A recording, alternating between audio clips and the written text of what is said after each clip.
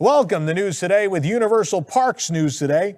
I'm Tom Corliss. Here now the news for December 30th, 2022. A quick apology. We don't have the Universal set this week. Our studio manager, thanks to all the Southwest cancellations, got stuck somewhere. And so we're doing the best we can this week. So you guys, I apologize. You have to put up with the Disney stuff this week. But I think we'll make it through together. Just stick with me here. We'll make it.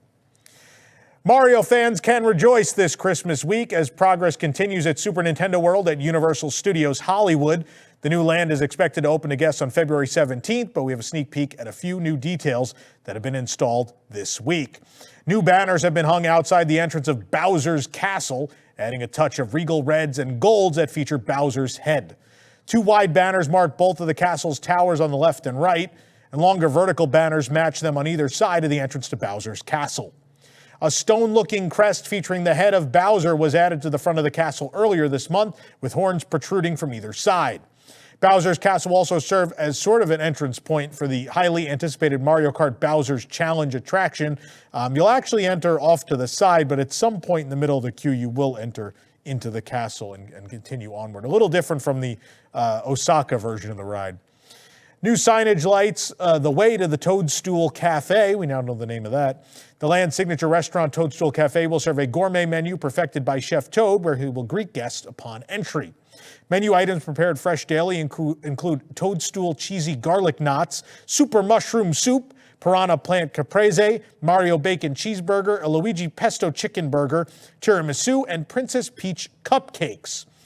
Which it sounds like some of these items are actually the same as Japan, which blows my mind. So go watch the Japan food review we did back when the land opened if you want to check these out. That soup, man, both trips I've had that soup every day. I love that soup to death. The red lettering in theme with classic Super Nintendo World sits on an ornate wooden frame that features ornamental vines and Chef Toad top and center outside the restaurant. And closer to the land's entrance, we heard them testing background music for Superstar Plaza. It's the same music you hear at the land's entrance in Japan, of course. And as the day turned to twilight, we noticed something super cool. The entrance sign lit up for the first time.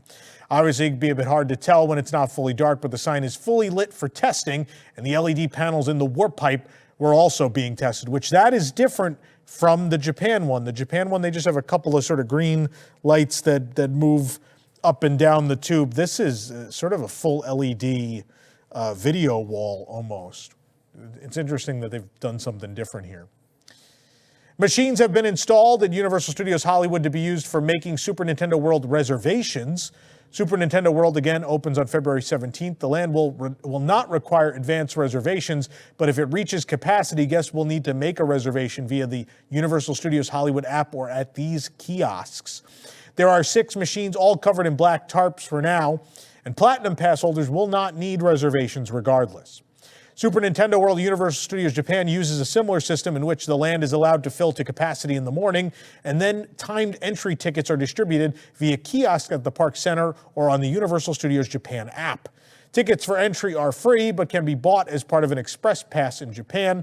It's unclear if they're going to do that in Hollywood, but nonetheless, I want to make things clear. While they're saying advanced reservations are not required and stuff like that, in Japan, they use that entry system every single day.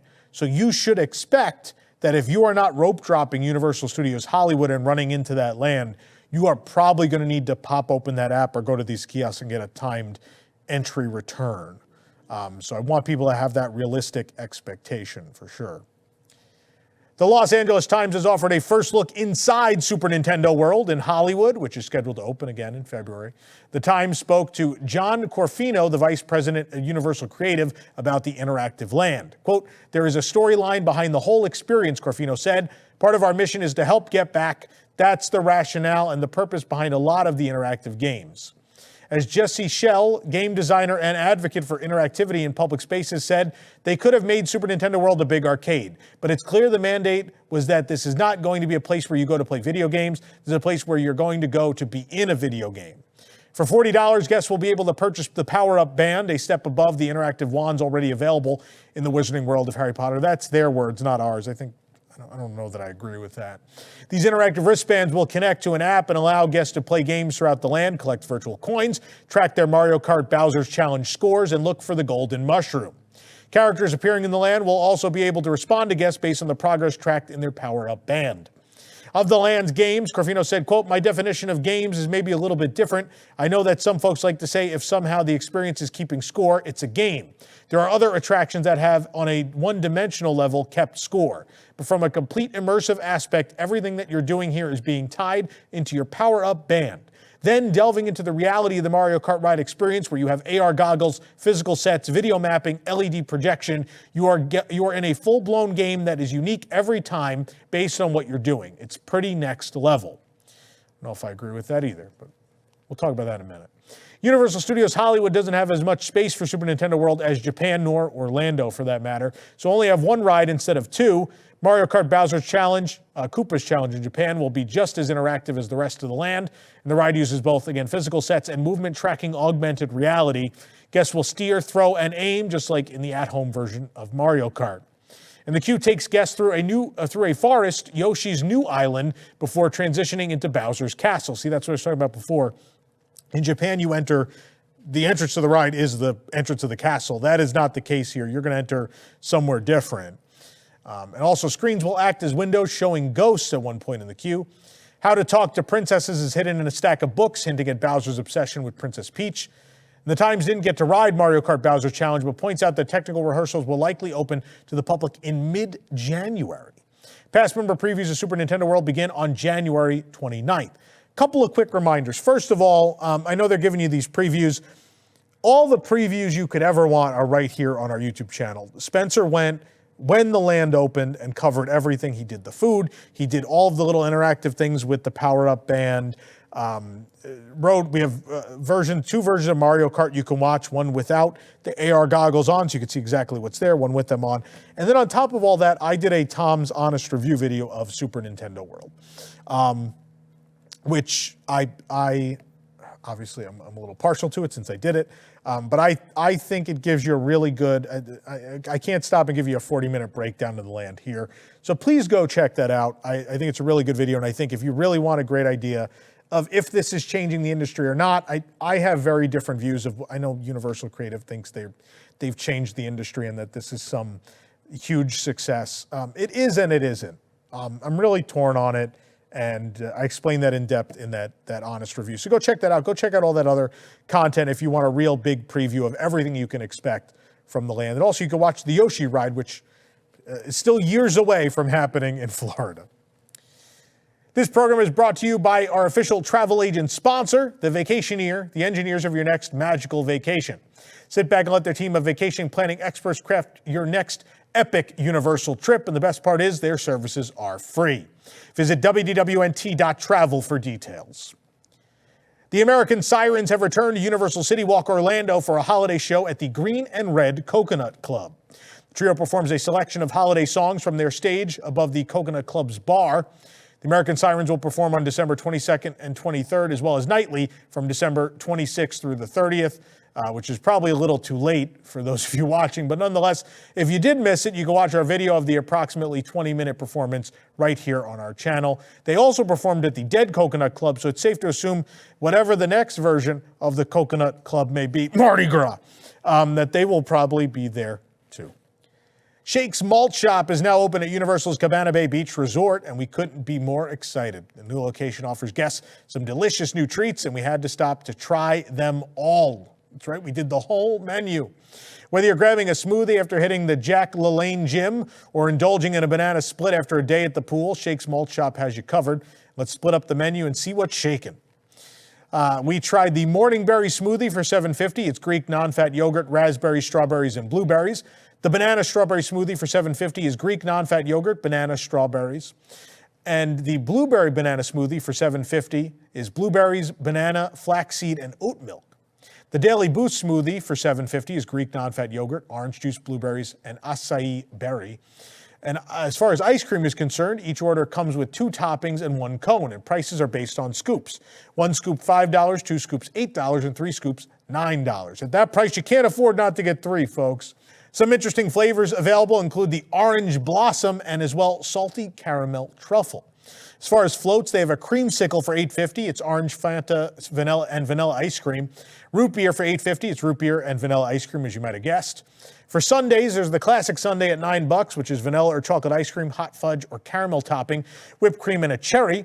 The brownie sundae for $10.50 offers better brownie batter ice cream, warm brownie, hot fudge, and whipped cream with a cherry on top. The banana split is $13. It's chocolate, banana pudding, strawberry ice creams with hot fudge, caramel, and strawberry toppings, a banana, whipped cream, and cherries. And as far as shakes, there's a PB&J shake for $10. It's vanilla ice cream, peanut butter sauce, strawberry syrup, whipped cream, and Reese's Pieces. E.T. would love it. And the chocolate PB and banana is $10. It's banana pudding ice cream, chocolate ice cream, peanut butter sauce, whipped cream, and a cherry. You can read this entire review on our site, and we are going to be posting a full video review from Annie as well, so stay tuned for that. Strange as it might sound, Universal Studios Japan is unlike other Universal parks in that their refurbishments are pretty easy to access information. They announce them, in fact, weeks and months in advance, which is, again, not something the other Universal parks do for some reason. So let's tell you what's going on in Osaka. The Monster Hunter World Icebone XR Walk will be closed from December 17th to January 15th. I don't even know what that is, and I've been to that park twice. Jurassic Park The Ride will be closed from January 10th to January 29th. Universal Monsters Live Rock and Roll Show, yes, that is the one with Beetlejuice. They still have a version of it, is closed January 14th to the 19th. Hollywood Dream The Ride, January 17th to the 27th. And as you might have guessed, Hollywood Dream The Ride Backdrop, which is on the same track, is closed January 17th to March 20th. Elmo's Go-Go Skateboard is closed January 26th to February 17th. Space Fantasy The Ride, January 31st to February 22nd, which may actually mean it's not getting overlaid this year and people can go enjoy this kooky and amazing spinning coaster, which is my personal favorite. Speaking of personal favorites, Jaws will be closed from February 22nd to March 16th. So I can't go back till March 17th. Can't go to that park with Jaws closed. You can support the entire team behind this show and others by joining the WDWNT Interglobe Society at patreon.com/WDWNT. Get access to exclusive content, discounted show and event tickets, and more. Special shout out to all the WIGS members watching who make this show happen each and every week. For more information on these stories and more, head on over to universalparksnewstoday.com. If you're enjoying the show, be sure to like this video. Subscribe to Universal Parks News Today on YouTube for more great content, including my honest reviews. I also did one for the escape rooms. You should go check that out. Click the bell for notifications and make sure to hit select all notifications so you never miss an episode of News Today with Universal Parks News Today. For UPNT, this is Tom Corliss saying the future is whatever you make it, so make it a good one and make it a good new year. This is Disney Entertainment News Today. I'm Rob Whiteside, and here now are the top Disney entertainment stories. For the latest in Disney entertainment news, watch Disney Entertainment News Today, hosted by Rob Whiteside. From movies and series news to stage shows, books, video games, and more. New episodes drop every Tuesday on WDWNT.tv.